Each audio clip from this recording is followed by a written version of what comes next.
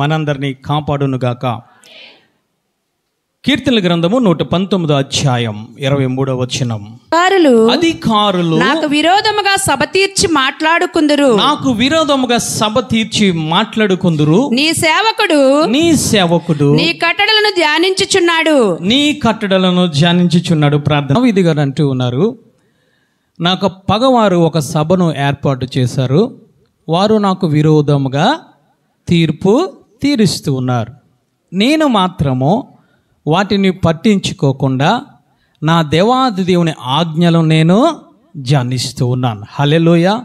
ఈ వాక్యముతో పరిశుద్ధాత్మ దేవుడు మనతో మాట్లాడునుగాక, మనల్ని బలపరచునుగాక. హల్లెలూయా. ఎఫెసీ పత్రిక 4వ అధ్యాయము 27వ వచనం. అపవాదికి చోటీయుడి. చాలు తల్లి. సభలో ఉన్న అయ్యా దేవాది దేవునితో అంటూ ఉన్నాడు, యోబు నాకు అవకాశము ఇవ్వలేదయ్యా. ఆ యొక్క సాతానుడు అంటూ ఉన్నాడు, యోబు చుట్టూ నువ్వేమేసో కంచేసావు కదయ్యా, నువ్వు కాపుదల ఉంచావు కదయ్యా, నీ హస్తము తోడుగా ఉంది కదయ్యా, నీ ఆత్మ ఆయనకు తోడుగా ఉంది కదయ్యా. నువ్వు తోడుగా ఉంటే, నీ రక్తము తోడుగా ఉంటే, నీ ఆత్మ తోడుగా ఉంటే, నీ వాక్యము తోడుగా ఉంటే నేను వెళ్ళలేను, బలహీనమైపోతానయ్యా, బలహీనమైపోతాను. ఒక్కసారి అవకాశం ఇచ్చి నాకు చూడు. యోబు లోపలికి వెళ్ళాలి, యోబు కుటుంబంలోకి వెళ్ళాలి. ఒక్కసారి నాకు అవకాశము ఇస్తావా? యోబు అవకాశం ఇవ్వలేదు, కానీ దేవుడే అక్కడ అవకాశం ఇచ్చాడు. ఎందుకు తెలుసా? నీవు అవకాశం ఇస్తే ఏమీ జరుగుతుందో, అవకాశం ఇవ్వకుండా ఉంటే ఏమీ జరుగుతుందో ఆ దృష్టాంతముగా ఆయన అక్కడ రాయించాడు. హల్లెలూయా, హల్లెలూయా. చప్పట్లు కూడా దేవాది దేవుని స్తుతిద్దాం. హల్లెలూయా. యోబు అవకాశం ఇవ్వలేదు తల్లి, యోబు అవకాశం ఇస్తాడని సాతానుడు ఎదురు చూస్తూ ఉన్నాడు. మొట్టమొదటిగా యోబు దేని విషయంలో అవకాశం ఇవ్వలేదయ్యానంటే ఒక్కసారి మనం చూద్దాం. యోబు గ్రంథము 31వ అధ్యాయము 1వ వచనం చదవండి తల్లి. నేను నా కన్నులతో నిబంధన చేసుకుంటుని కన్యకను నేను ఎలాగూ చూచెదను. చాలు తల్లి. యోబు గారు అంటూ ఉన్నారు, మొట్టమొదట అంటూ ఉన్నారు, నా కన్నులతో నేను అవకాశం ఇవ్వకూడదు కాబట్టి నేను ఒక నిబంధన చేసుకున్నాను. ఏమిటయ్యా నిబంధన అంటే, నా కన్నులతో కన్యను నేను ఏ విధముగా చూసుకుంటును. కన్య కంటే వేరే విధంగా మీరు అర్థం చేసుకుంటూ ఉన్నారు. కన్యక అనగా ఎవరయ్యానంటే కపట వేషము ధరించుకున్న స్త్రీ. ఎవరు ఈ కన్యక వేషము వేసుకున్నది అనంటే సాతానుడు. సాతానుడు కోసం దేవుడు మాట్లాడుతున్నాడు. సాతానుడు ఈ లోకములో ఉన్నాడు, వాడు వ్యభిచారి అంటూ ఉన్నాడు. అందుకే దేవుడు మాట్లాడుతున్నాడు ఏమిటనంటే, లోకముతో స్నేహము చేయకండి, చేస్తే మీరు వ్యభిచారులుగా మారిపోతారు. వాడు కన్యక కాదు, పరిశుద్ధమైన వాడు కాదు, పరిశుద్ధమైన జీవితాన్ని జీవించేవాడు కాదు, వాడు వ్యభిచారి. కానీ వాడు కపట వేషము వేసుకొని ఒక కన్యక వలె ఈ లోకంలో తిరుగుతూ ఉన్నాడు. ఒక్కసారి మనము చూద్దాం. ఈ యొక్క సామెతల గ్రంథము 7వ అధ్యాయము 10వ వచనం చదువుదాం. అంతటా వేషవేషము వేసుకొనిన కపటము గల స్త్రీ ఒకటి వానిని ఎదుర్కొనవచ్చును. అది బొబ్బలు పెట్టునది స్వేచ్ఛగా తిరిగినది. చాలు తల్లి. ఆమె ఎవరయ్యానంటే ఆమె వ్యభిచారి, ఆమె వేశ్య. ఎవరు అనంటే సాతానుడు, దుష్టుడు, దుర్మార్గుడు. వాడు పక్క వ్యభిచారి. వాడిలో సత్యము లేదు, వాడిలో దుర్మార్గతే ఉన్నది. వాడేమి చేస్తున్నాడు తెలుసా? మనుషుల దగ్గరికి వచ్చేటప్పటికి కపటమును ధరించుకుంటూ ఉన్నాడు. కపట వేషము వేసుకొని ఒక చక్కటి కన్యక వల్లే వాడు తిరుగుతూ ఉన్నాడు. ఎక్కడెక్కడ తిరుగుతూ ఉన్నాడో అక్కడ 8వ వచనంలో, సందవేళ ప్రొద్దు గురుంకిన చిమ్మచ్చి చీకటి గల రాత్రి వేళలో వాడు జార స్త్రీ సందు దగ్గర ఉన్న వీధిలో తిరుగుచుండెను. దాని ఇంటి మార్గమున నడుచుచుండెను. అంటే వాడు కపట వేషము వేసుకొని, ఆ వ్యభిచారి, ఆ సాతానుడు కపటమైన ముసుగు వేసుకొని ఒక స్త్రీ వలె మనుషులకు కనబడుతూ ఉన్నాడు. వాడు ఎక్కడ కనబడుతూ ఉన్నాడంటే సంధి దగ్గర కనబడుతూ ఉన్నాడు, ఇంటి ముందు కనబడుతూ ఉన్నాడు, చీకటిలో కనబడుతూ ఉన్నాడు, 4 రోడ్లు జంక్షన్లో కనబడుతున్నాడు. ఆఖరికి నీ ద్వారము తెరుస్తావే ఆ ద్వార బంధము దగ్గర కనబడుతూ ఉన్నాడు. వాడెవడయ్యానంటే దుష్టుడు, వాడెవడయ్యానంటే జారస్త్రీ, వాడెవడయ్యానంటే కన్యక వేషము వేసుకున్న కపటమైన స్త్రీ. అందుకే యోబు గారు అంటూ ఉన్నారు, నేను ఆ యొక్క కన్యకను, ఈ లోకములో ఉన్న కన్యకను చూడకుండా నా కన్నులతో నేను నిబంధన చేసుకున్నాను. హల్లెలూయా. ఈరోజు ఈ లోకమును నువ్వు చూస్తూ ఉన్నావా? ఈ లోకములో ఉన్న శరీరస, నేత్రస, జీవపు డంబాన్ని నువ్వు చూస్తూ ఉన్నావా? నువ్వు చూస్తూ ఉన్నావు అని అంటే నువ్వే విధముగా ఉన్నావో తెలుసా? సాతానుడుకు అవకాశం ఇస్తూ ఉన్నావు. వాడు ఏ విధముగా ఉన్నాడు తెలుసా? నీ కంటికి సుందరముగా కనబడుతూ ఉన్నాడు, నీ కంటికి మంచిదిగా కనబడుతూ ఉన్నాడు, నీ కంటికి విలువైన దానిగా కనబడుతూ ఉన్నాడు. లోతు అంటూ ఉన్నాడు, ఆ యొక్క సొదొమ గుమార ఏ విధముగా ఉన్నది అతని కంటికనంటే ఏదోనో తోట వలె ఉన్నది. ఏదోనో తోట కాదది. అక్కడ కన్యక ఏ విధముగా ఆ యొక్క సాతానుడు కపట వేషము వేసుకొని లోతుకు ఏ విధముగా కనబడ్డాడంటే సొదొమ గొమొర ఆ యొక్క దేశము ఏ విధంగా ఉందంటే ఏదోనో తోట వలె కనిపించింది. వాడు రూపము మార్చేసుకున్నాడు, వాడి యొక్క స్వరూపాన్ని మార్చేసుకున్నాడు, ఏదోనో తోట వలె లోతుకు కనిపించాడు. ఆదాము అవ్వ దగ్గరికి వచ్చి ఏ విధముగా వేషము మార్చుకొని కపట వేషం వేసుకుని ధరించాడంటే ఆ పండు చూచుటకు అందమైనదియో, సుందరమైనదియో, రమ్యమైనదియో, తినుటకు రుచిగలదియో కనబడింది. అక్కడ రూపమును మార్చేసుకున్నాడు. ఆదాము దగ్గర, అవ్వ దగ్గర, లోతు దగ్గర రూపాన్ని మార్చేసుకున్నాడు తల్లి. అంతేకాదు ఆకాను యుద్ధము చేసుకుంటూ వెళ్ళిపోతూ ఉన్నాడు. అక్కడ ఏ విధముగా రూపం మార్చుకున్నాడో తెలుసా? ఆ యొక్క షేనారు వస్త్రము వలె కనబడుతూ ఉన్నాడు, బంగారము వలె కనబడుతూ ఉన్నాడు, వెండి వలె కనబడింది కాబట్టి, సుందరముగా కనబడింది కాబట్టి తీసుకొని దాసేసుకున్నాడు. అంటే వీడు ఏ విధముగా మార్చుకుంటూ ఉన్నాడంటే ఏ మనిషికి ఏ విధముగా పడిపోతాడో, ఏ మనిషి ఏ విధముగా చోటిస్తాడో, ఏ మనిషికి సుందరముగా కనబడాలో ఆ విధముగా వీడు రూపాన్ని మార్చుకుంటూ ఉన్నాడు తల్లి. ఈరోజు వాక్యం వింటున్న సహోదరి, సహోదరుడా, నీకు సాతానుడు ఏ విధముగా నీ ఎదురుగుంట వస్తూ ఉన్నాడు? అక్రమమైన ధనము ద్వారా, అక్రమమైన ఆ యొక్క వడ్డీ వ్యాపారము ద్వారా, అక్రమమైన బంగారము ద్వారా, అక్రమమైన వెండి ద్వారా, అక్రమమైన అలంకరణ ద్వారా, అక్రమమైన ఈ లోకము ద్వారా, అక్రమమైన మూఢ ఆచారాల ద్వారా, అక్రమమైన మూఢ సాంప్రదాయాల ద్వారా వాడేమి చేస్తున్నాడో తెలుసా? నీ కంటికి రమ్యముగా కనిపిస్తూ ఉన్నాడు, నీ కంటికి మంచిదిగా కనిపిస్తూ ఉన్నాడు. నీవేమి చేస్తున్నావో తెలుసా? అదే నిజమైనది, అదే ఏదోనో తోట, ఆ ఆస్తి నాకు మంచిది, ఆ బంగారు కడ్డే నాకు మంచిది, ఆ రక్షణ వస్త్రం బదులు ఆ సీనారు వస్త్రమే నాకు మంచిదని నువ్వేమి చేస్తున్నావు తెలుసా? వాడి ఊరిలో పడిపోతూ ఉన్నావు. వాడికి నువ్వేమి చేస్తున్నావు తెలుసా? చోటు ఇస్తున్నావు.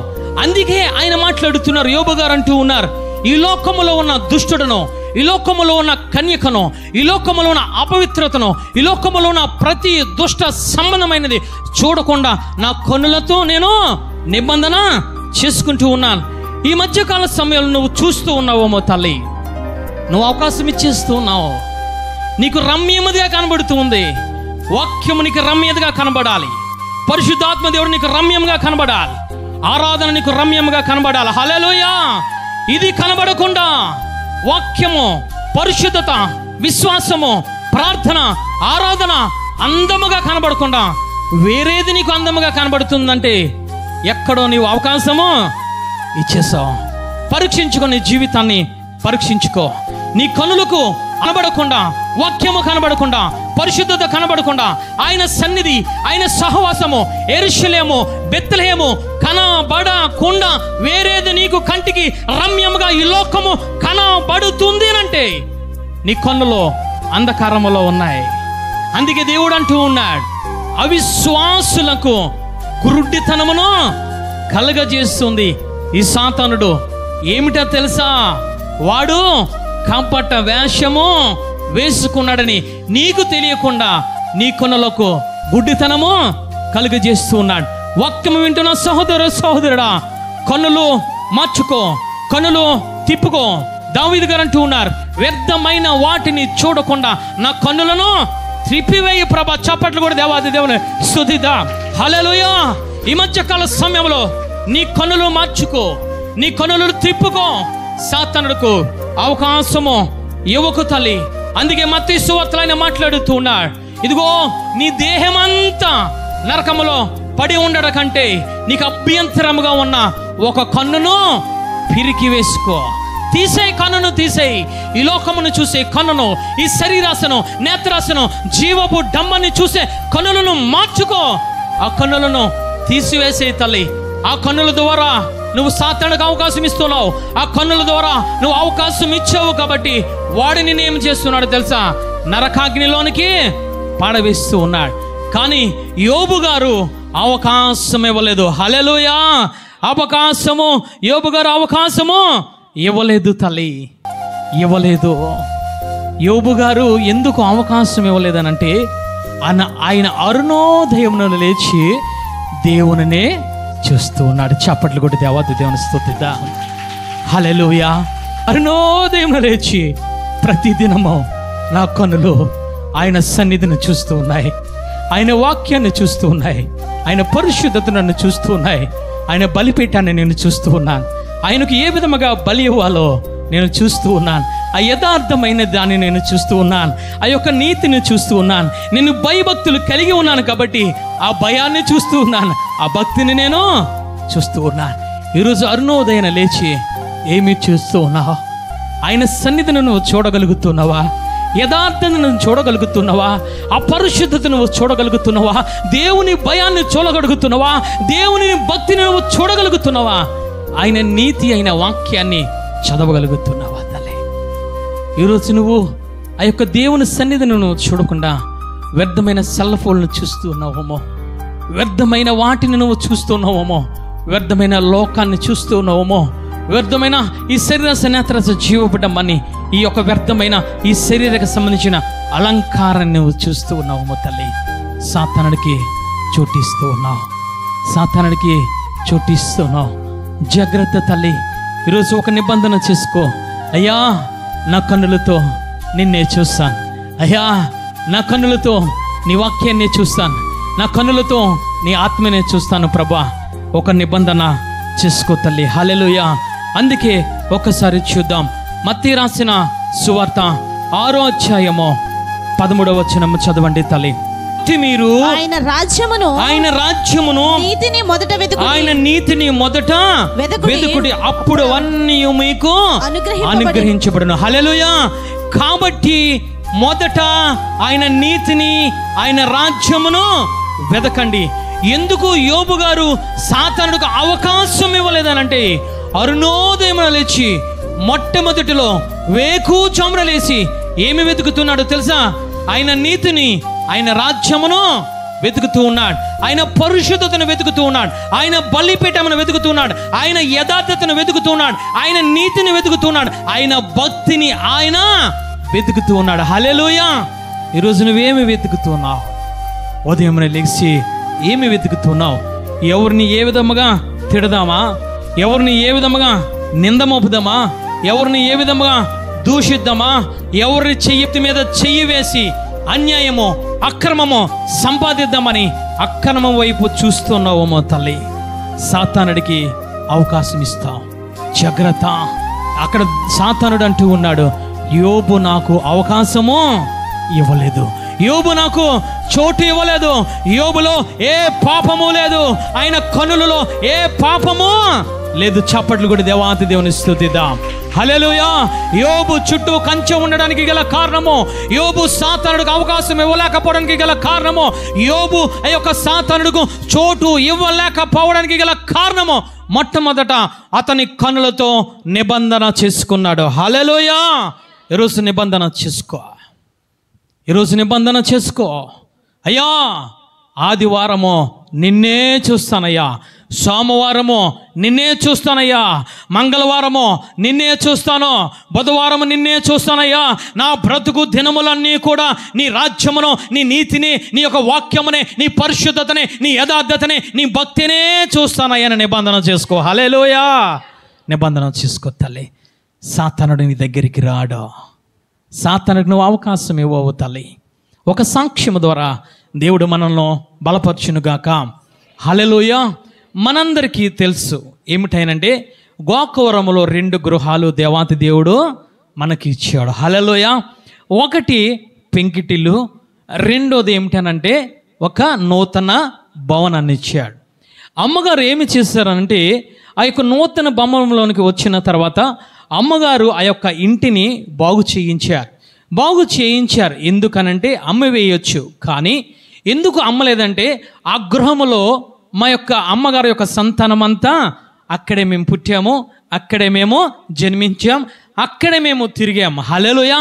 అందువల్ల ఆ ఆస్తి పాస్తులను అమ్మడానికి ఇష్టం లేకుండా అది పాడైపోతుందని చెప్పి అమ్మగారు ఏం చేశారంటే దానిని బాగు చేయించారు. దాని యొక్క ఆ పెంకులు పగిలిపోయినాయి కాబట్టి ఆ పెంకుల మీద ఒక రేకును వేయించారు. హల్లెలూయా. ఈ రేకు వేయించక ముందు అది ఖాళీగా ఎందుకు ఉండడం అని చెప్పి కొంతమందికి అద్దెకు ఇవ్వడం జరిగింది. ఎవరికి అద్దెకి ఇచ్చారంటే దేవుని తెలుసుకున్న వారికి కాదు, అన్యులకి ఇచ్చారు.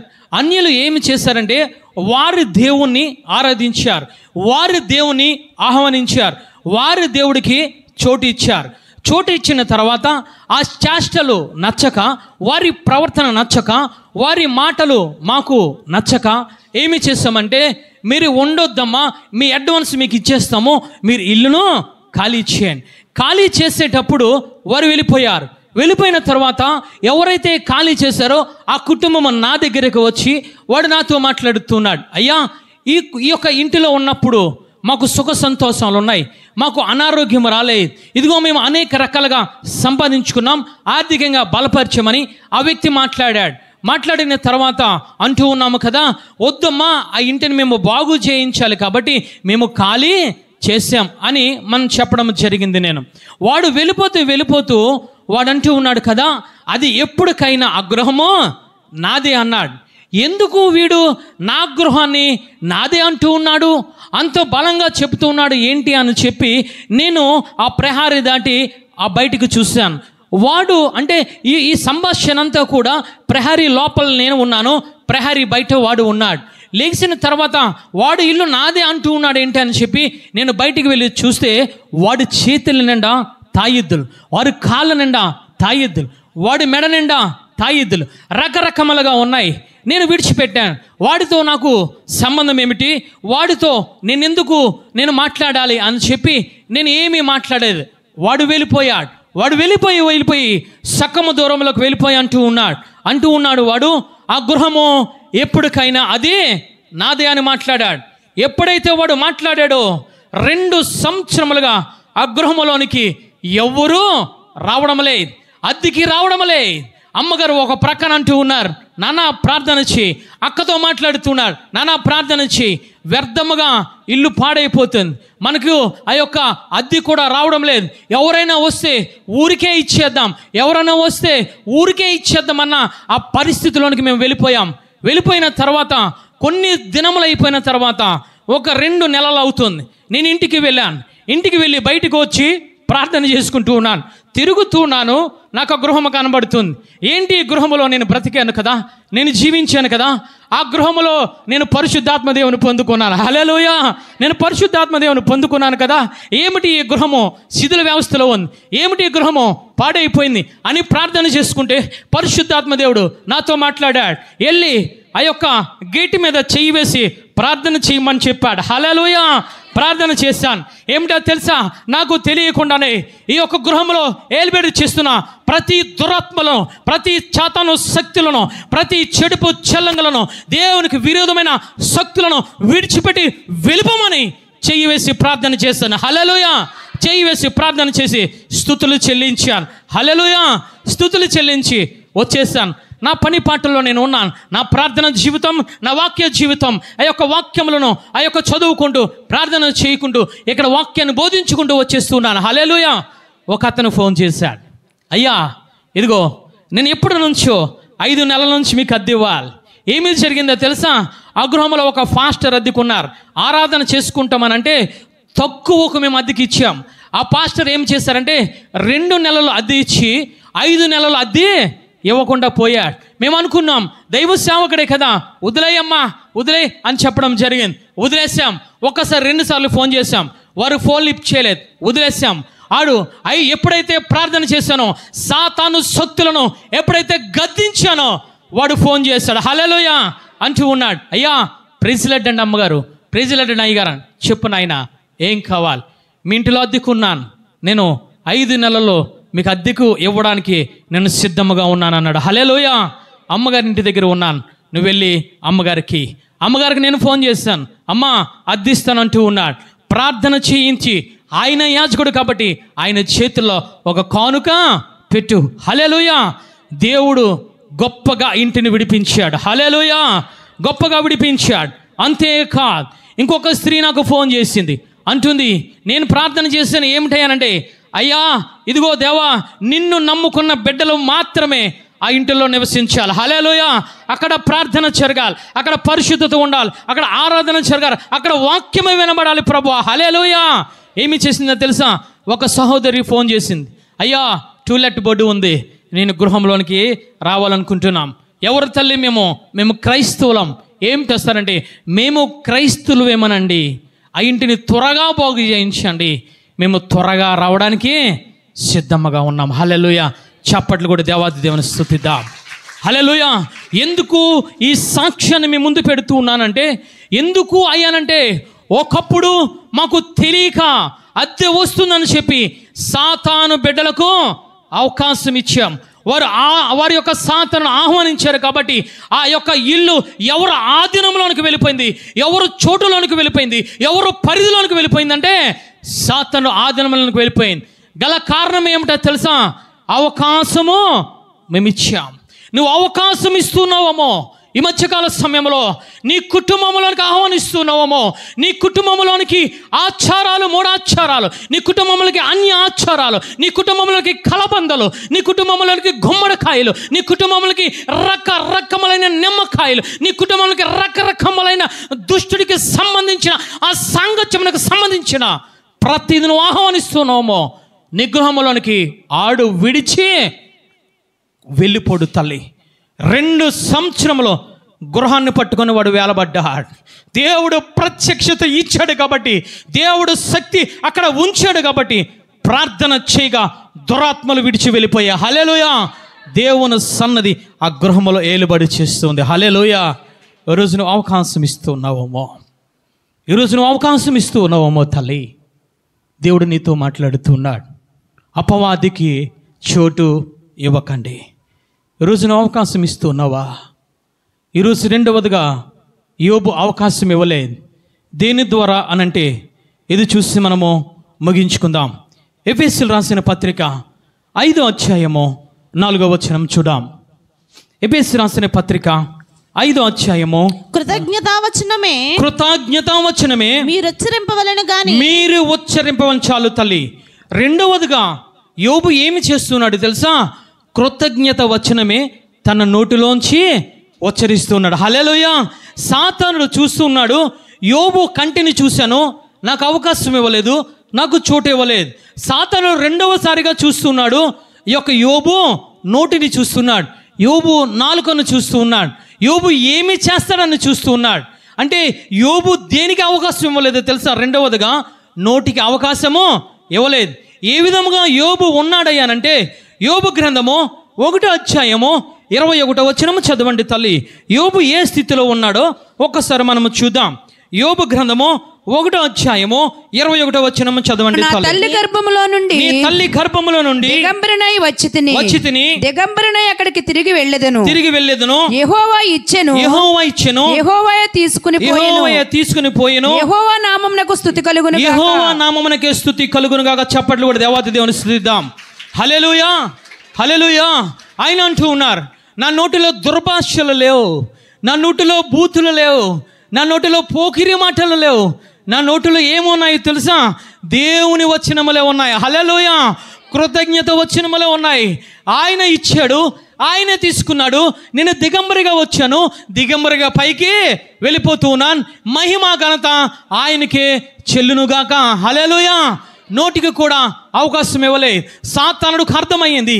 సాతానుడికి అర్థమయ్యి దేవాతి దేవుని దగ్గరికి వచ్చి ఏమి మాట్లాడుతున్నాడో ఒకసారి చూద్దాం. యోబు గ్రంథము 1వ అధ్యాయము 8వ వచనము చదవండి తల్లి. అయినను నీవు ఇప్పుడు నీ చేయి చాపి అతనికి కలిగిన సమస్తమును మొత్తిన ఎడల అతడు నీ ముఖము ఎదుటనే దూషించి నిన్ను విడిచిపోవునని యెహోవాతో అనగా. హల్లెలూయా అంటూ ఉన్నాడు. యోబుని ధనవంతుడిగా చేసావు కదా, యోబుకు పిల్లల్ని ఇచ్చావు కదా, యోబుకి ఆస్తి పాస్తులు ఇచ్చావే, యోబు చుట్టూ కంచె ఉంచావే, యోబుకు శాంతి సమాధానాన్ని ఇచ్చావు కదా. ఒక్కసారి మొత్తు ఓ దేవా, ఒక్కసారి యోబును మొత్తుతే ఏమి చేస్తాడు తెలుసా? నోటితో దూషించి నాకు అవకాశం ఇస్తాడు. నోటితో దూషించి అవకాశం ఇస్తే నేను యోబు కుటుంబంలోనికి వెళ్ళిపోతాను. సాతానుడు అంటూ ఉన్నాడు, యోబు నోటితో దూషిస్తే నాకు అవకాశం ఇస్తాడు. రెండవదిగా వాడు దూషిస్తాడు. చూడు, నీ కంచెను తీసివేసేయి, నీ యొక్క ఆ యొక్క కాపుదలను తీసివేసేయి, నీ యొక్క తోడును తీసివేసే. దేవుడు తీసివేశాడు. తీసివేశానంటేనే మొదట ఆస్తి పాస్తులు పోయిన యోబు నుంచి. రెండవదిగా బిడ్డలు చనిపోయారు, బిడ్డలు దూరం అయిపోయారు, పనివారు దూరం అయిపోయారు. యోబు అతని భార్య మాత్రమే మిగిలి ఉన్నారు. యోబు అంటూ ఉన్నాడు, యెహోవా ఇచ్చాను, యెహోవా తీసుకొనను, దిగంబరిగా వచ్చాను, దిగంబరిగా నేను చనిపోతాను, కానీ దేవుని నేను దూషించను. చప్పట్లు కూడా దేవాతి దేవుని స్తుతిద్దాం. ఈరోజు నువ్వు దూషిస్తున్నావు, దేవుని దూషిస్తూ ఉన్నావు. నిన్ను కన్ని పెంచి నిన్ను పోషిస్తున్నా సంఘాన్ని దూషిస్తూ ఉన్నావు. నీ కోసము కాపుదలతో ప్రార్థన చేస్తున్నా యాజకులను దూషిస్తున్నావు, యాజకురాజులను దూషిస్తున్నావు. జాగ్రత్త సహోదరి, దూషిస్తే సాతానుడు వస్తాడు, దూషిస్తే సాతానుడుకు అవకాశం ఇస్తావు. ఇక్కడ యోబు దూషించలేదు. హల్లెలూయా. మరలా రెండవసారి యోబు దగ్గరికి వెళ్ళి మాట్లాడుతూ ఉన్నాడు.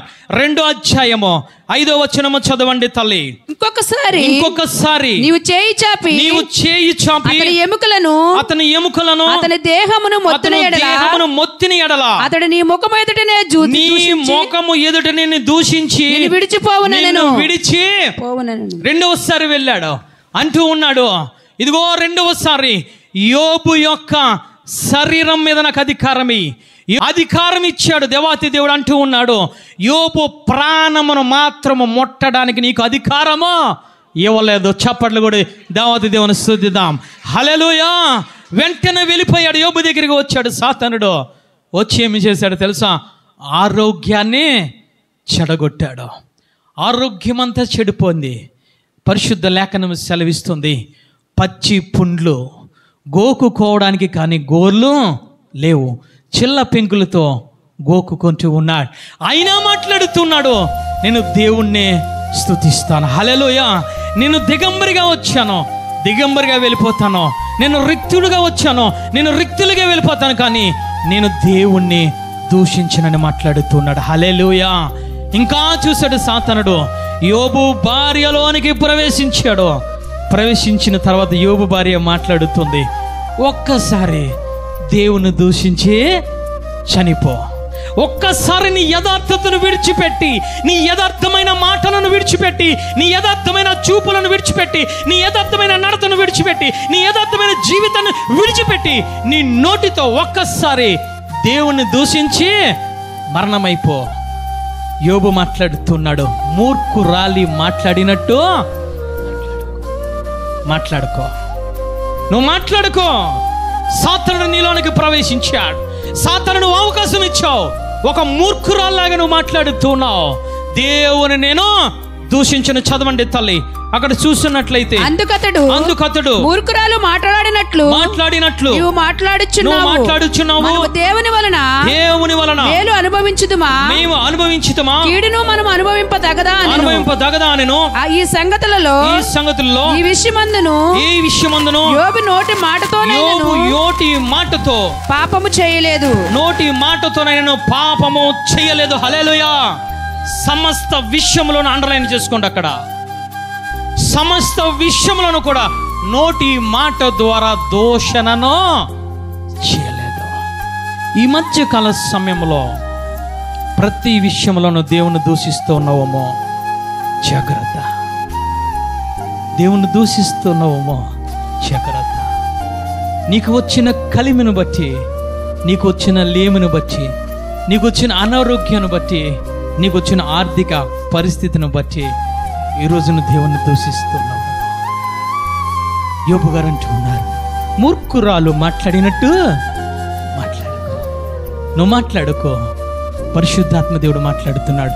యోబు సమస్త విషయంలో దేవాది దేవుని నోటితో దూషించలేదు. తలే ఈ మధ్యకాల సమయంలో దూషిస్తూ ఉన్నావా? దూషిస్తే సాతానుడు నీ ఇంటిలోనికి వస్తాడు. నీ నోటి ద్వారా నువ్వు అవకాశం ఇస్తున్నావు. నీ నోటి ద్వారా స్తుతించాలి. నీ నోటి ద్వారా కృతజ్ఞత వచనములే ఉచ్చరించాలి. నీ నోటి ద్వారా ప్రార్థన చేయాలి. నీ నోటి ద్వారా వాగ్దానాలు ఎత్తుపట్టి ఆ వాగ్దానాల కోసం నువ్వు ప్రార్థన చేయాలి. ఈరోజు నువ్వు ప్రార్థన చేయకుండా మూడురాలు మాట్లాడినట్లు దేవునితో నువ్వు మాట్లాడుతున్నావా? మూడురాలు మాట్లాడినట్లు సంఘాన్ని దూషిస్తున్నావా? యాజకులను దూషిస్తున్నావా? పరిశుద్ధ ఆత్మ దేవుని దుఃఖపరుస్తున్నావా? జాగ్రత్త తల్లి. అవకాశం ఇస్తూ ఉన్నావు. నీ నోటి ద్వారా అవకాశం ఇస్తున్నావు. అవకాశం ఇస్తే ఎవరు వస్తారో ఆయన మాట్లాడుతున్నారు. 1 కొరింథీ రాసిన పత్రిక 10వ అధ్యాయము 10వ వచనము చదవండి. నోటి ద్వారా అవకాశం ఇస్తే ఎవరు వస్తారో అపోస్తలుడైన పౌలు గారు మాట్లాడుతున్నారు. మీరు సనుగు కొనకుడి, వారిలో కొందరు సనిగి సంహారకుని చేత నశించిరి. కొందరు నశించిపోయారు. ఏ విధముగానంటే నోటి మాట ద్వారా సనుగుకున్నారు. ఎవరిని సనుగుకున్నారంటే దేవుని సనిగారు, దేవుని యాజకులను సనిగారు, యాజకురాల్ని సనిగారు, సంఘాన్ని సనిగారు. కొందరు సనిగితే ఏమి జరిగిందో తెలుసా? సంహారకుడు వారిలోనికి వచ్చాడు. వచ్చి ఏమి చేశాడో తెలుసా? ఎవరైతే సనిగారో వారి దగ్గరికి వచ్చి వారిని సంహరించాడు, వారిని నాశనం చేశాడు.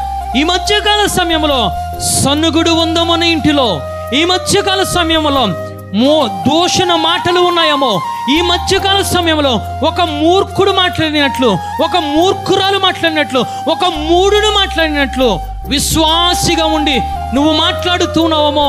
నీ మాటల ద్వారా, నీ దూషణమైన మాటల ద్వారా, నీ మూఢమైన మాటల ద్వారా, నీ యొక్క సనుగుడు ద్వారా నీ గృహములకు ఎవరు వస్తారో తెలుసా? దుష్టుడు వస్తాడు, సంహారకుడు వస్తాడు, పాపాత్ముడు వస్తాడు, దొంగ వస్తాడు, దోచుకునివాడు వస్తాడు. సమస్తమును దోచుకొని నిన్ను నాశనము చేస్తాడు. తల్లి, ఈరోజు యోబు దగ్గరికి రాలేకపోవడానికి గల కారణం ఏమిటో తెలుసా? యోబు ఏ విషయములోనూ కూడా ఆ యొక్క సాతానుడికి అవకాశము ఇవ్వలేదు. హల్లెలూయా. మొట్టమొదట కంటి ద్వారా కూడా అవకాశం ఇవ్వలేదు. రెండవదిగా నోటి మాట ద్వారా అవకాశం ఇవ్వలేదు. ఎందుకు అవకాశం ఇవ్వలేదయ్యా అనంటే యోబు హృదయంలో ఏమి ఉన్నాయో ఒక్కసారి మనం జాగ్రత్తగా పరిశీలించినట్లయితే యోబు అరుణోదయమున లేచి చేతులెత్తి ప్రార్థన చేస్తూ ఉన్నాడు. హల్లెలూయా.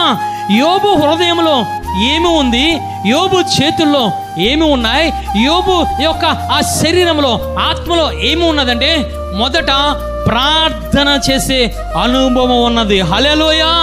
మొదట ప్రార్థన చేసే అనుభవం నీలో ఉండాలి.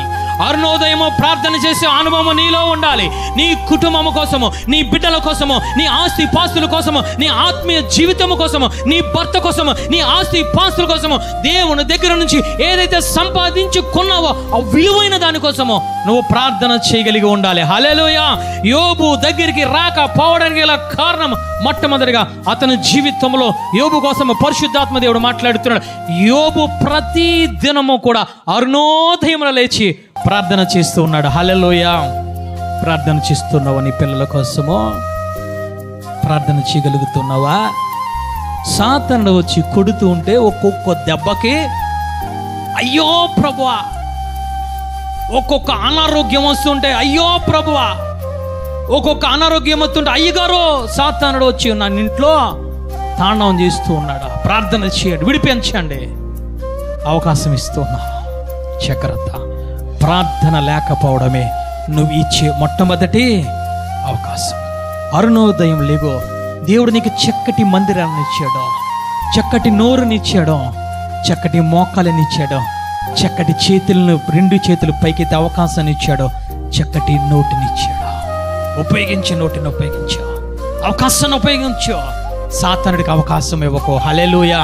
రెండవదిగా ఏమి ఇచ్చాడు, ఏమి ఉన్నది యోబులనంటే, యోబు గ్రంథము 22వ అధ్యాయము 22వ వచనం చూసి మనం ముగించుకుందాం. 22వ అధ్యాయము 22వ వచనం చదవండి తల్లి. ఆయన నోటి ఉపదేశమును అవలంబించుదును. ఆయన మాటలను హృదయములో ఉంచుకొనుము. చప్పటి కూడా దేవాది దేవుని స్తుతిద్దాం. హల్లెలూయా. అంటే మొట్టమొదటిగా యోబు హృదయములో ప్రార్థన ఉన్నది. రెండవదిగా యోబు హృదయములు ఏమున్నాయంటే నోటి మాటలు ఉన్నాయి, నోటి ఉపదేశం ఉంది. ఆయన అంటూ ఉన్నారు, అయ్యా నీ నోటి మాటలు నా హృదయంలో ఉన్నాయి, నీ ఆజ్ఞలు నా హృదయంలో ఉన్నాయా, నేను వాటిని ఉంచుకుంటూ ఉన్నాను. హల్లెలూయా. అందుకు సాతాను దగ్గరికి రాలేకపోయాడు, అందుకు సాతాను నన్ను ముట్టలేకపోయాడు, అందుకు సాతాను ఆస్తి పాస్తుల దగ్గరికి రాలేకపోయాడు, నా బిడ్డల దగ్గరికి రాలేకపోయాడు. ఈరోజు సాతానుడు నీ ఆస్తి నీ దగ్గర నుంచి లేకుండా చేస్తూ ఉన్నాడు, నీ బిడ్డలు నీ దగ్గర నీకు లేకుండా చేస్తూ ఉన్నాడు. కారణం ఏమిటో తెలుసా? నీ గుండెలో వాక్యం ఉండకుండా అపవిత్రమైన మాటలు ఉంటూ ఉన్నాయి. ఈ యొక్క లోక సంబంధించిన మనుషులు మాటలు నీవు పెట్టుకుంటూ ఉన్నావు. ఈరోజు ఏమి ఉంటూ ఉన్నాయి నీ హృదయంలో? ఈరోజు యోబు గారు అంటూ ఉన్నారు, అయ్యా నా హృదయంలో నీ ఆజ్ఞలు, నీ ఉపదేశములు ఉంచుకుంటూ ఉన్నాను. హల్లెలూయా. దావీదు గారు అంటూ ఉన్నారు, అయ్యా నేను పాపము చెయ్యకుండా ఉండునట్లు ఇదిగో నీ ఆజ్ఞలను, నీ ఉపదేశము, నీ వాక్యము నా గుండెల్లో నింపుకుంటూ ఉన్నాను. హల్లెలూయా. నింపుకో, వాక్యాన్ని నింపుకో. పరిశుద్ధాత్మ దేవుడు యాజకులను ఉపయోగించి అనేక రీతులుగా నీకు బోధిస్తూ ఉన్నాడు. హల్లెలూయా. నింపుకో, గుండెల నిండా నింపుకో వాక్యాలను నింపుకుంటే సాతానుడు నిన్ను ముట్టుకోలేడు. హల్లెలూయా. సాతానుడు నిన్ను టచ్ చేయలేడు. ఒక ఆయన నాకు ప్రార్థన చేస్తూ ఉన్నారు. ప్రార్థన చేస్తూ ప్రవచించారు. ఏమిటో తెలుసా? అయ్యా నువ్వు బహుగా ప్రార్థనలో ఉండండి, సాతానుడు నిన్ను పడగొట్టడానికి, ఇదిగో నిన్ను లయము చేయడానికి, నీలో ప్రవేశించడానికి నీ చుట్టూ పొంచి ఉన్నాడని ఆయన మాట్లాడారు తల్లి. హల్లెలూయా. నా ధైర్యం ఏమిటో తెలుసా? నా గుండెల నిండా వాక్యం ఉంది. హల్లెలూయా. నా గుండెల నిండా ప్రార్థన ఉన్నది కాబట్టి నేను ఆయనతో అన్నానయ్యా మీరు చెప్పినట్టు నేను అవలంబిస్తాను. సాతానుడికి ఇటువంటి స్థితిలో నేను అవకాశం. ఒక స్త్రీ నాకు ఫోన్ చేసి మాట్లాడింది. నా నెంబర్ ఏ విధంగా వెళ్ళిందో ఆమె నాకు తెలియదు, కానీ ఆమె అంటుంది, మీరు ఎంత అందంగా ఉంటూ ఉన్నారు కాబట్టి నేను మీతో మాట్లాడా. నేను అనుకున్నాను నువ్వు ఎవరో నాకు తెలీదు, నీతో మాట్లాడడానికి నాకు అవకాశము లేదు. నా గుండెల నిండా ఎవరున్నారంటే వాక్యం ఉంది కాబట్టి నీకు అవకాశం ఇవ్వలేదు. నాకెప్పుడు నువ్వు ఫోన్ చేయదని బ్లాక్ లిస్ట్లో పెట్టిస్తాను. హల్లెలూయా. అవకాశం ఇవ్వకండి తల్లి. ఎప్పుడు అవకాశం ఇవ్వవో తెలుసా? నీ గుండెల నిండా కన్నీరు ఉన్నప్పుడు, నీ గుండెల నిండా ప్రార్థన ఉన్నప్పుడు, నీ గుండెల నిండా ఆయన వాక్యము ఉన్నప్పుడు నువ్వు అవకాశం ఇవ్వు. హల్లెలూయా. యోబు సాతానుడికి అవకాశం ఇవ్వలేదు గల కారణము అతని జీవితంలో అరుణోదయంలో ప్రార్థన, రెండవదిగా ఆయన గుండెల నిండా వాక్యం ఉన్నది. హల్లెలూయా. మూడవదిగా ఏమిటయ్యానంటే యోబు గ్రంథము 32వ అధ్యాయము 18వ వచనము చూద్దాం. యోబు ఎందుకు అవకాశం ఇవ్వలేదో ఆయన మాట్లాడుతున్నా. నా మనసు నిండా మాటలున్నవి నా అంతరంగమును ఆత్మ నన్ను బలవంతం చేసిన. చప్పట్లు కూడా దేవాది దేవుని స్తుతిద్దాం. హల్లెలూయా. ఆయన అంటూ ఉన్నారు, అయ్యా నా అంతరంగములో ప్రార్థనే కాదు, నా అంతరంగంలో వాక్యమే కాదు, నా అంతరంగములో పరిశుద్ధాత్మ దేవుడు ఉన్నారు. హల్లెలూయా. అది నన్ను బలవంతం చేస్తుంది. అదేమి చేస్తుందట? బలవంతం చేస్తుంది. నువ్వు సాతానుడికి అవకాశం ఇవ్వకుండా ఉండాలి అంటే నీలో ప్రార్థన ఉండాలి, నీలో వాక్యం ఉండాలి, నీలో పరిశుద్ధ ఆత్మ దేవుడు నివాసము చేస్తూ ఉండాలి. హల్లెలూయా. నువ్వు అవకాశం ఇవ్వలేవు. ఒక సహోదరి అమ్మగారితో మాట్లాడడం, అమ్మగారు నాతో చెప్పారు. ఒక ఆమె అన్నదట, ఆమె పేరు చెప్పను కానీ ఆమె అన్నదట, యవ్వన కాలంలో అయ్యగారు బాగానే నిలబడే ఉన్నారండి అని మాట్లాడిందంట ఒక తల్లి. హల్లెలూయా. ఆమెను దీవించును గాక. హల్లెలూయా. ఆమె ఎవరిని పరీక్షిస్తుందో తెలుసా? యాజకుని పరీక్షిస్తుంది. ఎందుకు పరీక్షిస్తుందంటే యాజకుడు లాగా నేను కూడా ఎదగాలని. హల్లెలూయా. యాజకుడు లేని నేను కూడా ప్రార్థన చేయాలి, యాజకుడు లాగా నేను కూడా వాడబడాలని ఆ మంచి ఉద్దేశంతో ఆమె గమనించి ఆ యొక్క అమ్మగారితో మాట్లాడుతుందంట. యవ్వన కాలంలో అయ్యగారు బాగానే వాడబడుతూ ఉన్నారు, నిలబడి ఉన్నారండి అని. ఎందుకు నిలబడగలిగి ఉన్నాను అనంటే, మొదట నీలో నిలబడాలనంటే వాక్యం ఉండాలి, ప్రార్థన ఉండాలి, పరిశుద్ధాత్మ ఉండాలి. హల్లెలూయా. యోబు గారిలో ఏమి ఉన్నాయి? సాతానుడు అవకాశం ఇవ్వకుండా యోబు గారిలో ఏమి ఉన్నాయి అనంటే, మొదట అరుణోదయములో ప్రార్థన, రెండవదిగా వాక్యం అనేది, మూడవదిగా పరిశుద్ధాత్మతో నింపబడ్డాడు. హల్లెలూయా. నింపబడితే సరిపోతుందయ్యా? లేదు. నింపబడితే సరిపోతుందని కాదు. నింపబడిన తర్వాత నువ్వేమి చేయాలి తెలుసా? అరుణోదయంలో ప్రతిదినం నువ్వు ప్రార్థన చేయాలి, ప్రతిదినము కూడా వాక్యాన్ని చదవాలి, ప్రతిదినము కూడా ఆత్మతో నీవు నింపబడాలి. నింపబడిన తర్వాత దేవాది దేవుడు సాతానుడితో మాట్లాడుతున్నాడు. ఏమిటో తెలుసా? సేవకుడు నీవు చూసావా? హల్లెలూయా. ఒకసారి మనము చూద్దాం. యోబు గ్రంథము 1వ అధ్యాయము 8వ వచనము చదవండి తల్లి. అందుకు యెహోవా నీవు నా సేవకుడైన యోబు సంగతిని ఆలోచించితివా?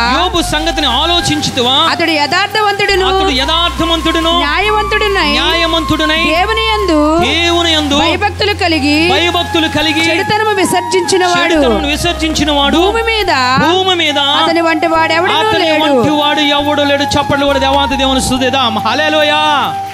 ఓ సాతానా, నువ్వు ఈ లోకములకు అధిపతి అని నువ్వు చెప్పుకుంటూ ఉన్నావు, ఈ లోకమునకు అధికారి నువ్వు చెప్పుకుంటూ ఉన్నావు. యోబు ఎవడో తెలుసా? నీకన్నా గొప్పోడు. హల్లెలూయా. నీకన్నా గొప్పోడు. యోబు వంటి వాడు ఈ లోకములోనే లేడు. గల కారణము అపవాదికి అవకాశం ఇవ్వలేదు, అపవాదికి చోటు ఇవ్వలేదు. అందుకే సాతానుడితో దేవాది దేవుడు మాట్లాడుతున్నాడు, నీకన్నా గొప్పవాడు, నీకు అవకాశం ఇవ్వలేదు. హల్లెలూయా. యోబు ఎలాంటి వాడు? యథార్థవంతుడు. యోబు ఎలాంటి వాడు? నీతిమంతుడు. యోబు ఎలాంటి వాడు? దేవుని యందు భయభక్తులు కలిగి చెడుతనమును విసర్జించుకున్నవాడు. హల్లెలూయా. ఈ 3 లక్షలను నువ్వు కలిగి ఉండాలి అని అంటే నీలో ప్రార్థన ఉండాలి. ఈ 3 లక్షలు నీలో కలిగి ఉండాలి అని అంటే నీలో వాక్యం ఉండాలి.